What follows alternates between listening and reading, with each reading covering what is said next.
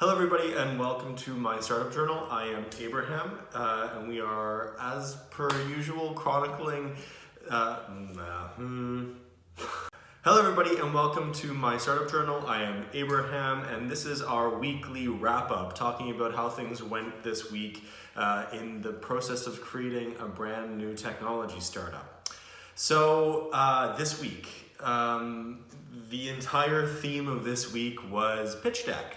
And my goodness, am I exhausted.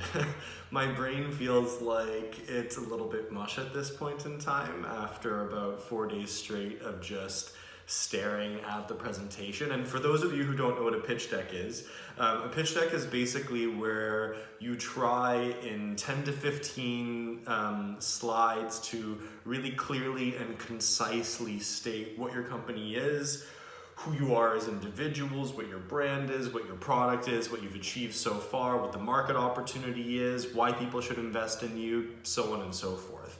And the really interesting thing about it, and the somewhat exhausting part of it as well, though it is a challenge, is to try and take so many different types of information, market data, product data, strategy, brand, and distill it all down into something that is a very simple and straightforward description of what you're trying to achieve and why your company is something to invest in the first place.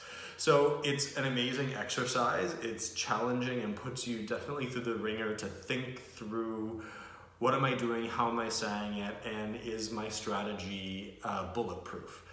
The other massive challenge that I really found with this is that being a very early stage startup, I have really broad vision for what I want to achieve in the longer term, what I think is possible, and where I think we should take the strategy. But I have to balance that with where does it make sense to focus on right off the top, where can we drive a wedge and a foothold into the market in order to be able to get started and start gaining momentum and then expand over time. So with that, I'm keeping it relatively short today. I would be interested to hear from you. If you've ever created a pitch deck in the past, or if you've received pitches from people, I'm wondering, what are your biggest do's and don'ts when it comes to both creating the actual slide deck itself, as well as for the overall investor meetings and sitting down with those people and having those conversations. Thank you once again, and I hope you tune in next week as we talk about more topics that relate to starting a new company, as well as for the next weekly wrap-up, which I'll be coming to you from Toronto.